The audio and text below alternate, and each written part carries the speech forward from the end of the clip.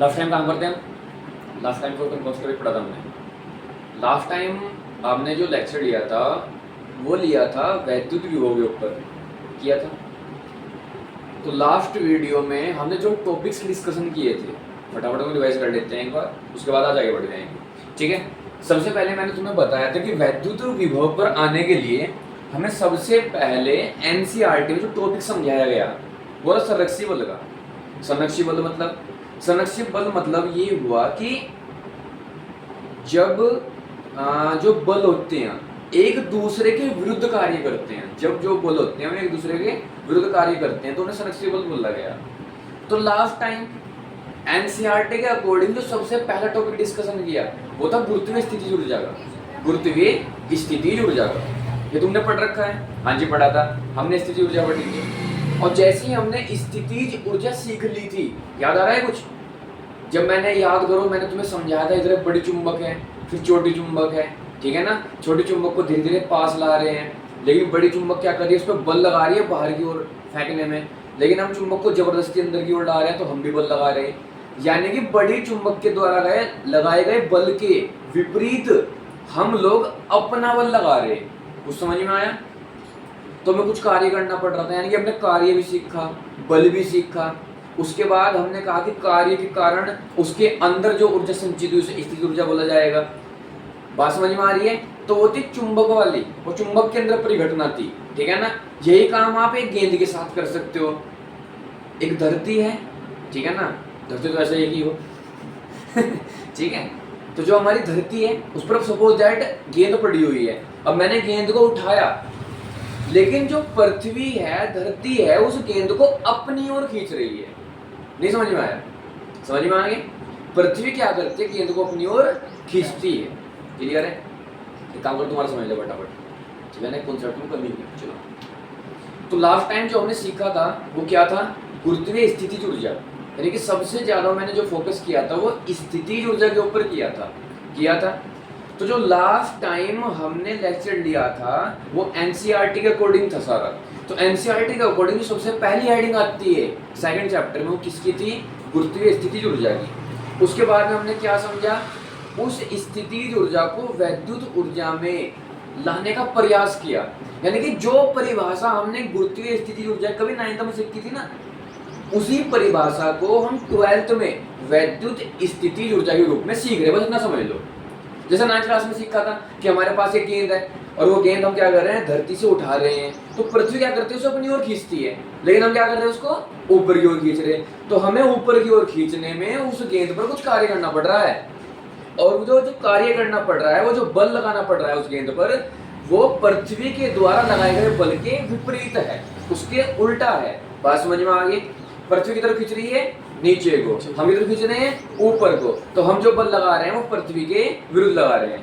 फिर मैंने एक्सपेरिमेंट बताया था, याद करो कल, चुंबक वाला। बड़ी चुंबक छोटी चुंबक को बाहर की ओर फेंक रही है, जबकि हम उसको जबरदस्ती अंदर की ओर डाल रहे हैं। तो यहाँ भी हमने जो वर्क किया जो हम वर्क कर रहे हैं, हमारे द्वारा जो कार्य किया जा रहा है वो बड़ी चुंबक के विरुद्ध कार्य किया जा रहा है। ये बात क्लियर है?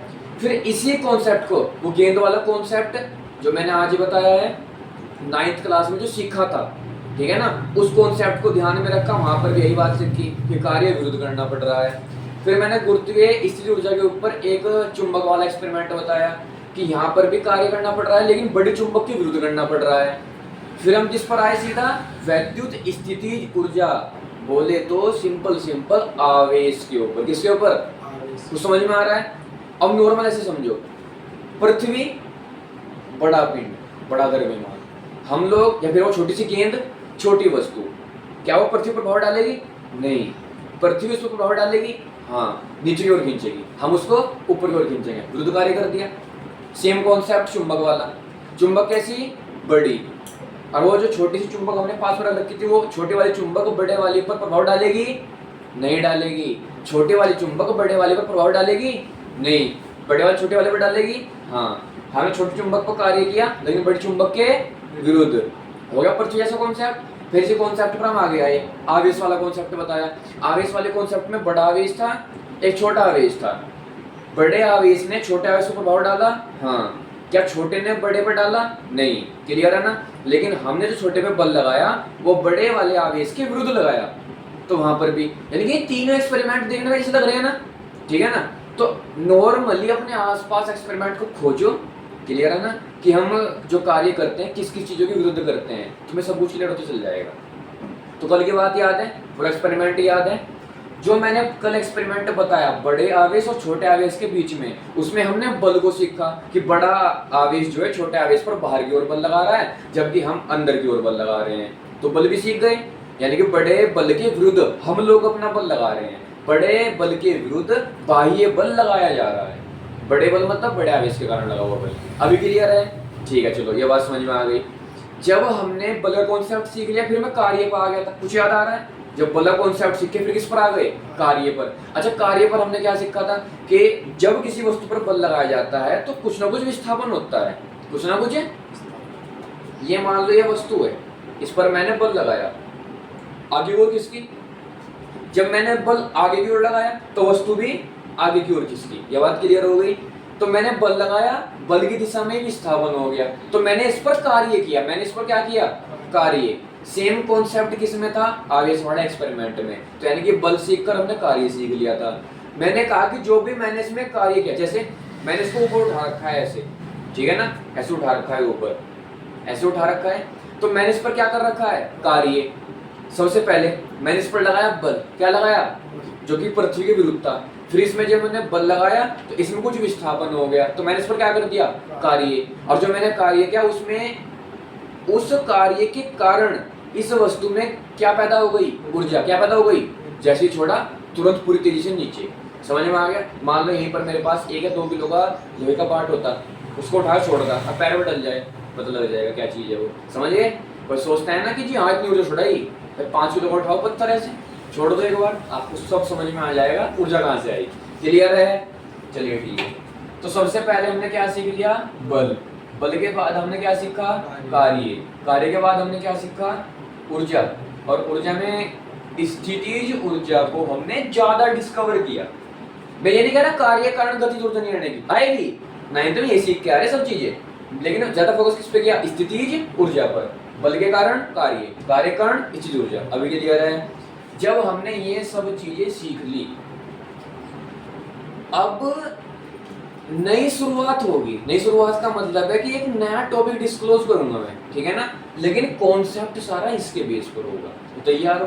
ठीक है। अच्छा याद करो, सपोज दैट यहाँ पर जो हमारा था वो बड़ा आवेश था, जिसे मैंने क्यों मानना था नहीं था, और यहाँ पर मेरा छोटा आवेश था, स्मॉल की, और मैंने कहा था कि इसने अपने चारों तरफ एक क्षेत्र फैला रखा है जिसको वैद्युत क्षेत्र के नाम से जाना जाता है।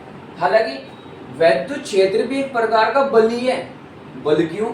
अरे भाई, जब जैसे ही सीमा में, मान लो सीमा फैली हुई, जैसे ही इस सीमा के अंदर एंटर करेगा, इस पर बल लगेगा नहीं, तो बल ही तो फैला हुआ चारों तरफ इसका, बड़े वाले का। क्लियर है? तो मैं क्या करूंगा आज, ये तो हम कल सीख गए थे कि इस पर आएगा बल लगाएगा, और सब बातें तो कल सीख गए। इस आवेश को यहां से उठाकर थोड़ा अंदर लाऊंगा।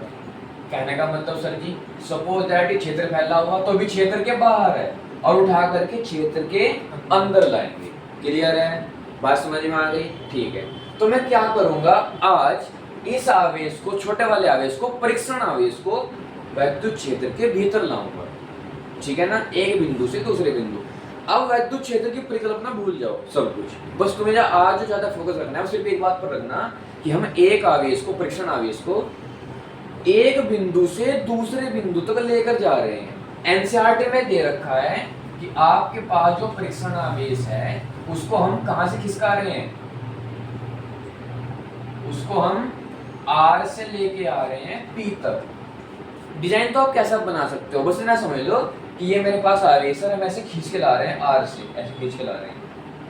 क्लियर हो गया? बात समझ में आ गई? तो मैं सीधा डायग्राम बना रहा हूँ ऐसे, यहाँ पर रखा हुआ आवेश, ये रहा R, ये रहा P। पहले बताओ बात क्लियर हुई कि नहीं हुई? हुई या नहीं हुई? और यहाँ पर हमारा छोटा वाला आवेश रखा हुआ है। हमारे पास छोटा आवेश है जो R पर रखा हुआ, R से किसका कहाँ पर डाल रहे हैं? P। जो ये बड़ा आवेश है छोटे आवेश पर बल लगाएगा बाहर की ओर। कहां पर? और हम इस पर बल लगाएंगे अंदर की ओर। यानी कि जो हमारा लगाया हुआ बल है या कहें तो बाह्य बल है वो बड़े आवेश के कारण लगाए हुए बल के विरुद्ध है। अब ये बात क्लियर हुई कि नहीं हुई? हुई? बात समझ में आ गई? तो अब बल के कॉन्सेप्ट पर आता हूं मैं धीरे धीरे। वही कहने का मतलब जो कल समझा था ना, आज उसको थोड़ा मैथमेटिकली समझेंगे। तो आपने बताया था भैया जी जो कार्य होता है वो बल गुना और बल की दिशा में विस्थापन होता है। बल गुना बल की दिशा में, ठीक है। कार्य कहते हैं W, क्या कहते हैं? बल होता है F, क्या होता है? और विस्थापन होता है तय की गई दूरी, तय की गई। अब आप ये बोलोगे जी आप तो R से लेकर P तक आ रहे हो, तो नॉर्मल सी बात है इसकी बीच की दूरी बताओ। समझ नहीं? बल लग गया, हाँ जी। कार्य देखने के लिए यहाँ से यहाँ तक विस्थापित किया तो विस्थापन बताओ कितना हुआ।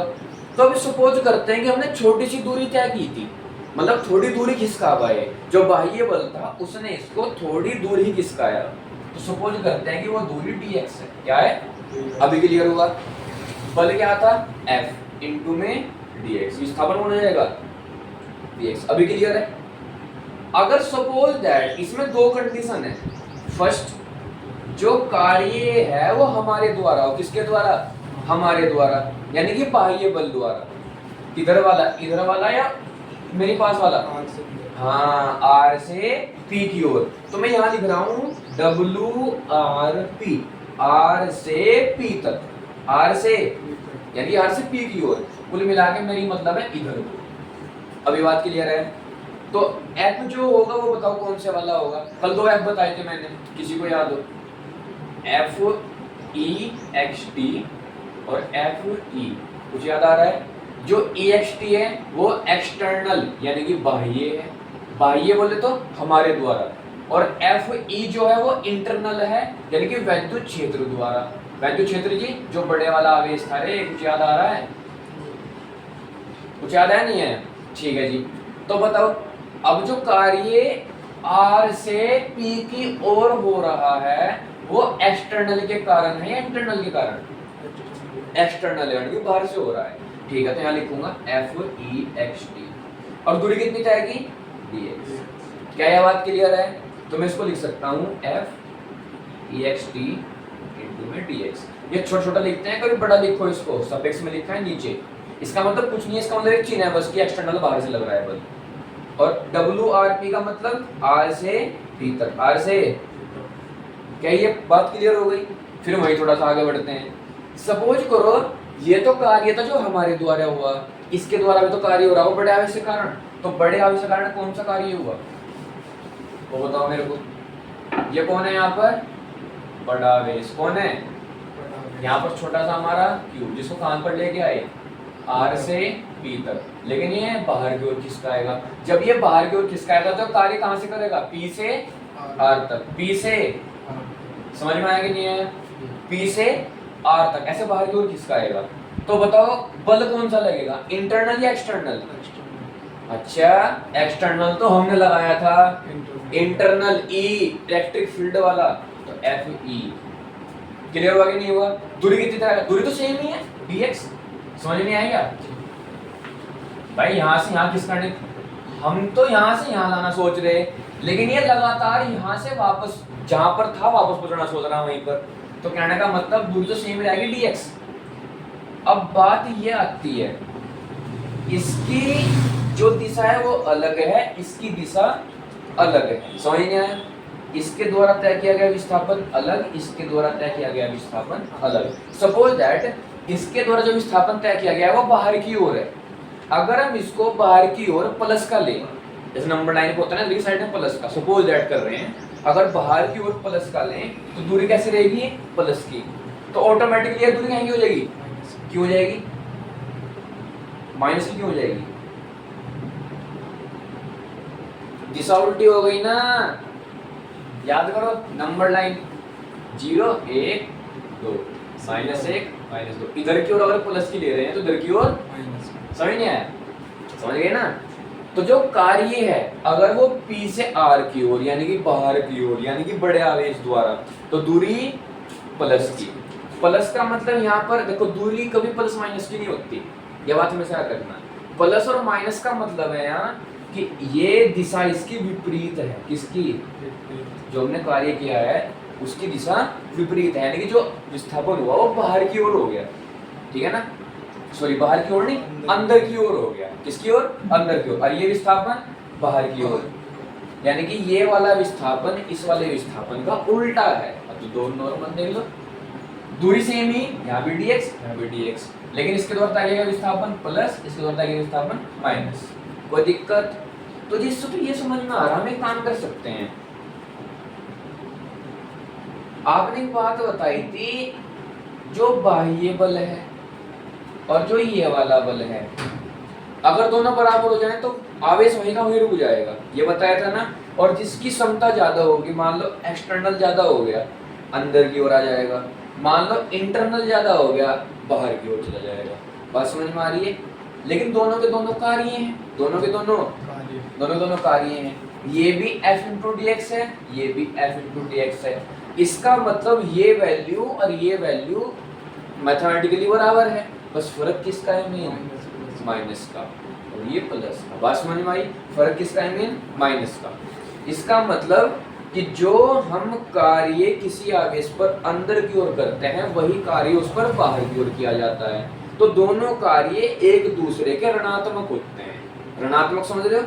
ऋणात्मक मतलब एक दूसरे को काटने का प्रयास करते हैं, जितना कार्य हम करते हैं उतना ही कार्य उसने किया। हमारा कार्य ज्यादा अंदर की ओर खिसक गया, उसका कार्य ज्यादा हम बाहर की ओर खिसक गए।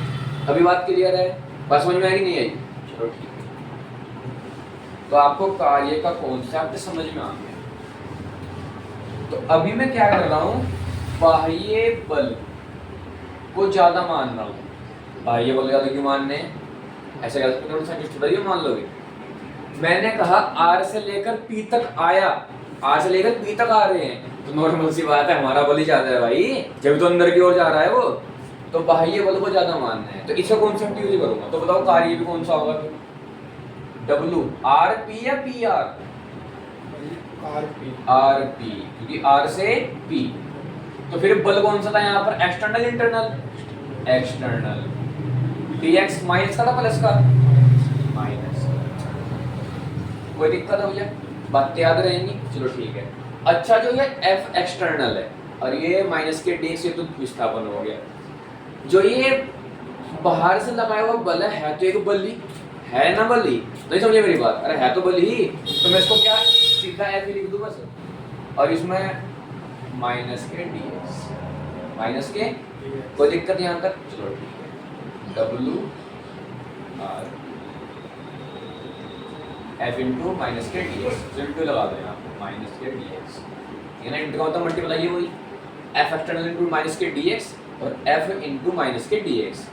जी एक्सटर्नल का F क्यों कर दे, क्योंकि मैंने बताया F एक्सटर्नल यानी कि बाह्य बल। ये कौन था, बाह्य बल। बाह्य बल भी तो एक प्रकार का बल ही है, तो मैं इसको सीधा F लिख सकता हूँ। क्लियर है? तो ये हो गया हमारा कार्य, जो कि R से लेकर P तक हमने किया। लेकिन R से लेकर P तक हमने दूरी जो मानी है वो छोटी सी मानी है। क्या मानी है? छोटी सी मतलब एक बिल्कुल बहुत थोड़ी सी, बहुत सूक्ष्म। याद रखना फिजिक्स के अंदर D का मतलब क्या होता है, सूक्ष्म। क्या होता है, सूक्ष्म। क्यों होता है वो आगे की वीडियो में डिस्कशन करेंगे अभी आगे, ठीक है ना। हालांकि चैप्टर 1 का टॉपिक है, चैप्टर 1 में पढ़ लेना चाहिए था, बल्कि अलाइनमेंट से शुरू हो जाता है D का मतलब, तो डेरिवेटिव होता है, ठीक है ना। चलो कोई बात नहीं, आप फोकस करते हैं। तो जो हमारा dx है क्या है, अब जो f इंटू माइनस के dx हमारा आया है, ये छोटी दूरी के लिए, सूक्ष्म दूरी के लिए। किसके लिए? सूक्ष्म दूरी के लिए। और हमें ये बात सिखा रखी है कि अगर आपके पास कोई भी सूक्ष्म चीज है, या कह सकते हैं कि आपने जो कुछ भी वर्क किया है वो सूक्ष्म है, उसको बड़े स्तर पर दिखाने के लिए हम यूज जो करते हैं वो होता है समाकलन। किसका यूज करते हैं? पढ़ा था कि नहीं पढ़ा था? ठीक है। छोटे स्तर पर जो बात कही गई है उसको बड़े स्तर पर दिखाने के लिए हम किसका यूज करते हैं? समाकलन का। लाइक मुझे इसका क्षेत्रफल निकालना है, तो मैं इसको क्या करूँगा, छोटे छोटे टुकड़ों से बना हुआ मान लूंगा इस पूरे बोर्ड को, ऐसे, समझे नहीं क्या? छोटे टुकड़ों से बना हुआ मान लूंगा, एक टुकड़े का क्षेत्रफल निकाल दूंगा बस एक का, किसी तरीके से, और उठा के क्या कर दूंगा, समाकलन पूरे का निकल जाएगा। समझ गए मेरी बात? बस एक बात है, लिमिट का ध्यान रखना है, वरना तो निकलता ही जाएगा। लिमिट कैसे? यहाँ से यहाँ तक, यहाँ से यहाँ तक। अब ये उतना ही कवर करके चलेगा, कुछ समझ नहीं आया? ये समाकलन का टॉपिक है, मैथमेटिक्स चले जाते हैं, ठीक है ना। बाकी टेंशन मत दो, हम भले बायोलॉजी के हो चाहे मैथ्स के हो, किसी की स्ट्रीम के हो, आराम से समझेंगे।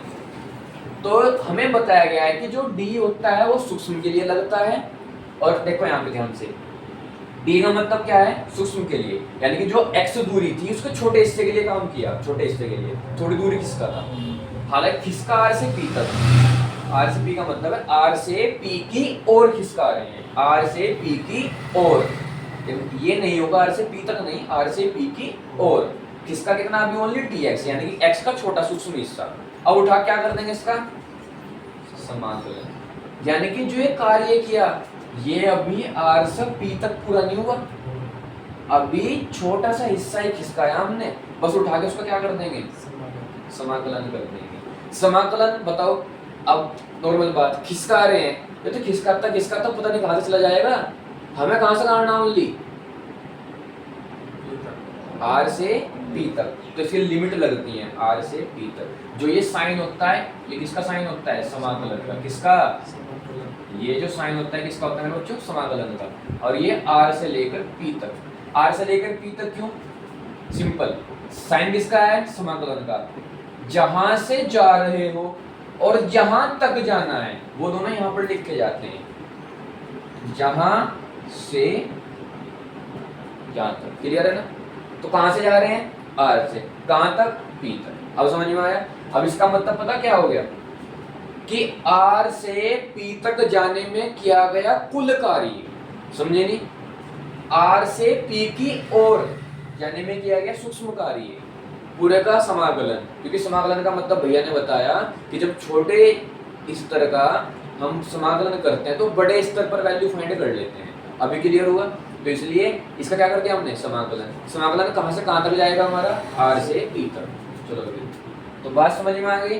तो जो ये पूरा निकल के आया है यही हमारा है कुल कार्य। क्या है? अभी बात समझ में आई? तो इससे पता हमने क्या निकाल लिया कि अगर हमको कभी भविष्य में ये बात पूछी जाए कि मेरे पास एक परिक्षण आवेश है और वो इस बिंदु से इस बिंदु पर जा रहा है, तो इस बिंदु से इस बिंदु तक जाने में किया गया कुल कार्य निकालो, तो आराम से निकाल लो। समझ नहीं आया? कुल कार्य निकालो तो आराम से कुल कार्य वो निकाल लेंगे। क्लियर है? सीधा उनके बीच का बल देखेंगे, उस सूक्ष्म दूरी पकड़ेंगे, सीधा लिमिट लगाएंगे, समाकलन करेंगे, काम खत्म हो जाएगा, कुल कार्य पता लग जाएगा। बात समझ में नहीं आई? आएगी नहीं आई? आई? अब सपोज करो r से p तक था, अगर मैं p से r कर दूं तो बताओ आगे क्या आएगा? f e नॉट, ठीक है शाबाश, इनटू dx माइनस का प्लस का क्योंकि p से r, ठीक है। समाकलन में बताओ r से p या p से r? p से r। समझे कि नहीं समझे? समझ नहीं आया? p से r, ठीक है। लेकिन एक बात सुन लो मुझे,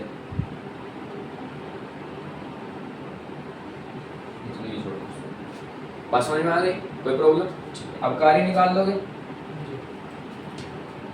अब फिजिक्स के अंदर मैथमेटिकल कैलकुलेशन आराम से हो जाएगी कार्य वाली, ठीक है। कोई प्रॉब्लम? तो अब याद रहे, अब स्टार्टिंग फटाफट मेरे साथ रिवाइज करो। सबसे पहले हमने क्या पढ़ा था कि हमने 9th क्लास के गुरुत्वीय स्थिति ऊर्जा को उठाया था, क्योंकि गुरुत्वीय स्थिति ऊर्जा समझना जरूरी था, क्योंकि गुरुत्वीय स्थिति ऊर्जा जब तक समझ में नहीं आने की तब तक हमें वैद्युत स्थिति ऊर्जा समझ में नहीं आने की। तो इसके लिए हमने क्या काम किया? एक एक्सपेरिमेंट किया। जिस एक्सपेरिमेंट में हमने एक बड़ा आवेश लिया, एक छोटा आवेश लिया, और बड़े आवेश के कारण छोटे आवेश पर बल लगाया जा रहा था, लेकिन हम बाह्य बल उस बड़े वाले आवेश के द्वारा लगाए गए बल के विरुद्ध लगा रहे थे। समझे नहीं मेरी बात? ठीक है ना? हम जो उस पर बल लगाते छोटे वाले पे वो बड़े वाले के विरुद्ध था। ये बात क्लियर हो गई? तो ये बात समझ में आ गई कि भाई हमने बल का कॉन्सेप्ट यूज किया। बल के बाद में हमने बताया कि जो छोटे आवेश को एक स्थान से लेकर दूसरे स्थान तक जा रहे थे तो कुछ कार्य करना पड़ रहा था, यानी कार्य कॉन्सेप्ट क्लियर हुआ। फिर मैंने बताया कि जो उस पर हमने कार्य किया था वो उसके अंदर ऊर्जा के रूप में संचित हो गया। क्लियर है ना? तो जो उसके रूप में ऊर्जा के अंदर जो उसके अंदर ऊर्जा के रूप में संचित हुआ, ठीक है ना, उसको बोलेंगे वैद्युत स्थितिज ऊर्जा। कारण क्या है? वो वैद्युत आवेश है, इसलिए वैद्युत स्थितिज ऊर्जा। अभी क्लियर है? अब मैंने बताया था कि अगर हम उस पिंड को या सॉरी उस आवेश को गलती से छोड़ दें, तुरंत बाहर फेंक के मारेगा बड़े वाला आवेश। समझ नहीं आया? समझिए ना, मान लो क्षेत्र फैला हुआ है, छोटे आवेश को लेकर गए यहाँ तक छोटा, और जैसे छोड़ दिया तुरंत फेंक के मारेगा। समझ में आ गया बात? कारण क्योंकि उस छोटे आवेश के कारण क्या भरी हुई है अंदर? स्थितिज ऊर्जा भरी हुई है। क्लियर है? इसलिए स्थितिज ऊर्जा समझना जरूरी था। बात समझ में आ रही है कि अगर कोई भी आवेश किसी पॉइंट पर रखा हुआ है तो उसके अंदर स्थितिज ऊर्जा भरी रहती है। तो इसलिए उस टॉपिक को पहले समझना जरूरी था कि कोई भी आवेश कहीं पर भी रखा रहेगा तो उसके अंदर क्या भरी रहेगी? स्थितिज ऊर्जा।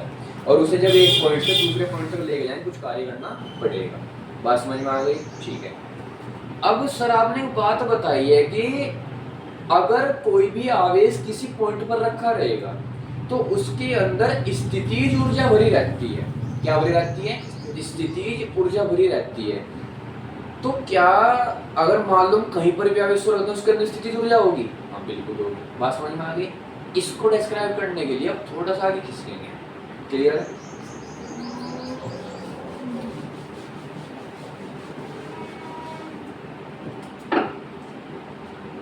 मान लो यहाँ पर हमारा आवेश है आर, यहाँ तो लेके जाएंगे पी तक। आवेश कौन सा है? क्यू। हमारे पास आवेश कौन सा है? क्यू।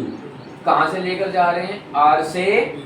आर से मैंने कहा इस आवेश के अंदर अपनी वैद्युत स्थितिज ऊर्जा भरी हुई है। वैद्युत स्थितिज ऊर्जा। समझे कि नहीं समझे? और जब यहाँ पर लेकर जाएंगे ये आवेश यहाँ पर आ जाएगा, इसके अंदर भी तब भी स्थितिज ऊर्जा होगी। होगी कि नहीं होगी? इसका मतलब जो आवेश आप खिसकाओगे तो हर एक पॉइंट के अंदर उसके अंदर स्थितिज ऊर्जा होगी। हाँ डेफिनेटली उसके अंदर स्थितिज ऊर्जा होगी। ये बात क्लियर है? तो अगर हम कभी भी आवेश को एक स्थान से दूसरे स्थान पर लेकर जाते हैं तो उसके अंदर हमेशा क्या रहती है? हर एक पॉइंट पर स्थितिज ऊर्जा। अब ये कैसे निकाल पाएंगे कितनी स्थितिज ऊर्जा वेस्ट हुई या कितना कार्य हुआ? ये कैसे निकाल पाएंगे? अब सुनो, यहां से यहां तक ले जाने में जो स्थितिज ऊर्जा वेस्ट हुई या जो स्थितिज ऊर्जा इसके अंदर भरी हुई, ऐसा समझते हैं। ठीक है ना? एक स्थिति से दूसरी स्थिति तक ले जाने में जो हमने कार्य किया वो इसके अंदर ऊर्जा के रूप में संचित होगा, वो स्थितिज ऊर्जा होगी। लेकिन आपने बताया सर कि यहाँ पर भी स्थितिज ऊर्जा है और यहाँ पर भी स्थितिज ऊर्जा है। समझे कि नहीं समझे? बात समझ में आ गई? यहाँ पर भी स्थितिज ऊर्जा और यहाँ पर भी स्थितिज ऊर्जा। तो यहाँ से लेकर यहाँ तक हमने कुल कार्य कितना किया, कैसे निकालते हैं? अब सुनो ध्यान से। बाद में जितनी इसके अंदर स्थितिज ऊर्जा होगी, यू क्या होता है जी? स्थितिज ऊर्जा को रिप्रेजेंट करने के लिए यू यूज करते हैं। अभी बात समझ में आई? ठीक है। तो पॉइंट पी पर जितनी इसके अंदर वैद्युत स्थितिज ऊर्जा है, सपोज उसको मान लिया मैंने यूपी, और जितनी इसके अंदर पहले थी आर पर उसको मान लिया यू आर। तो अगर इस स्थितिज ऊर्जा में से इस स्थितिज ऊर्जा को माइनस कर दूं तो मुझे पता लग जाएगा कि यहाँ से यहाँ तक कितना स्थितिज ऊर्जा का अंतर आया, या कह सकते हैं कि यहाँ से लेकर यहाँ तक जो इसकी स्थितिज ऊर्जा बढ़ी, इसके अंदर कितनी स्थितिज ऊर्जा आ गई। अब समझ में आया कि नहीं आया? आया नहीं आया? ठीक है। अब ये तो समझ में आ गया कि यानी कि इसके अंदर पहले भी स्थितिज ऊर्जा थी, अब भी स्थितिज ऊर्जा है, लेकिन यहाँ से लेकर यहाँ तक जाने में स्थितिज ऊर्जा बढ़ गई। अरे आगे ना तो चलो राइस आपके साइड में चलो भाई हो गया ना? यहाँ पर भी स्थितिज ऊर्जा है और यहाँ पर भी स्थितिज ऊर्जा है, लेकिन यहाँ से यहाँ तक जाने में इसके अंदर स्थितिज ऊर्जा की वृद्धि हो गई। तो पक्का भाई इनके बीच का जो अंतर होगा उतनी तो इसके अंदर वृद्धि होगी। समझे नहीं मेरी बात? सिंपल। पहले 6 थी, अब 10 हो गई, तो 6 से 10 तक जाने में कितने की वृद्धि हुई? समझ गए ना? वो कैसे पता लगा?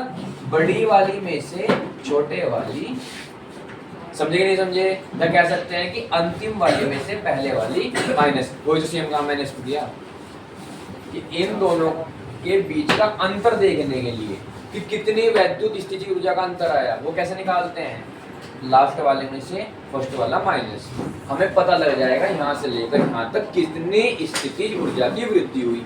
अच्छा बात बताओ, ये जो स्थितिज ऊर्जा की वृद्धि हुई ये किसके कारण हुई, जो हमने इस पर कार्य किया, ये नहीं बताया गया कि जब हम किसी आवेश को एक स्थान से दूसरा स्थान तक लेकर जाते हैं तो उसके अंदर कुछ कार्य होता है और वह कार्य उसके अंदर स्थितिज ऊर्जा के रूप में संचित हो जाता है। ये बात क्लियर है, ठीक है।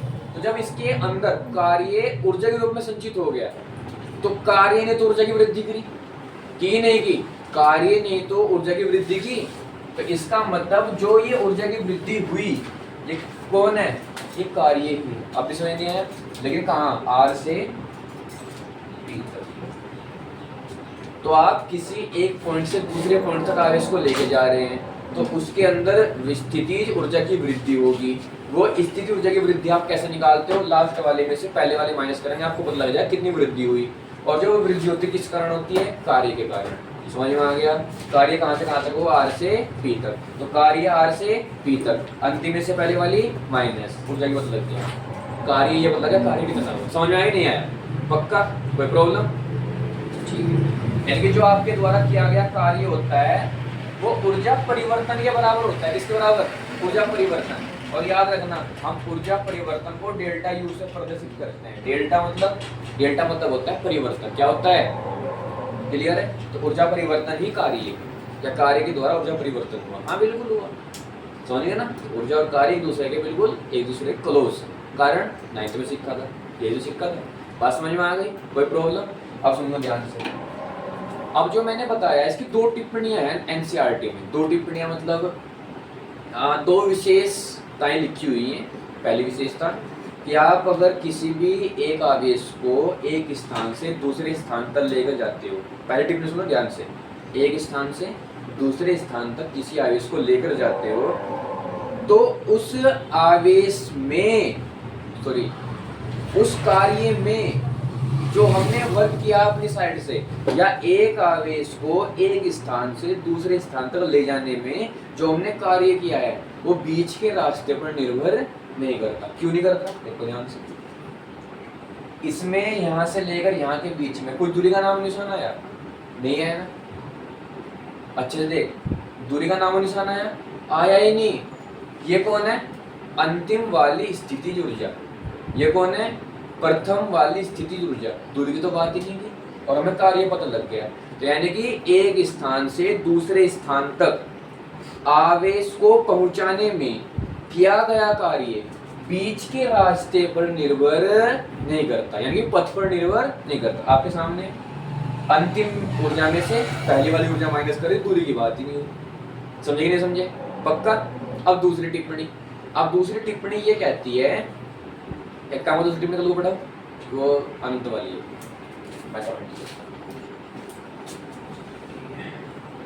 कोई दिक्कत, कोई मत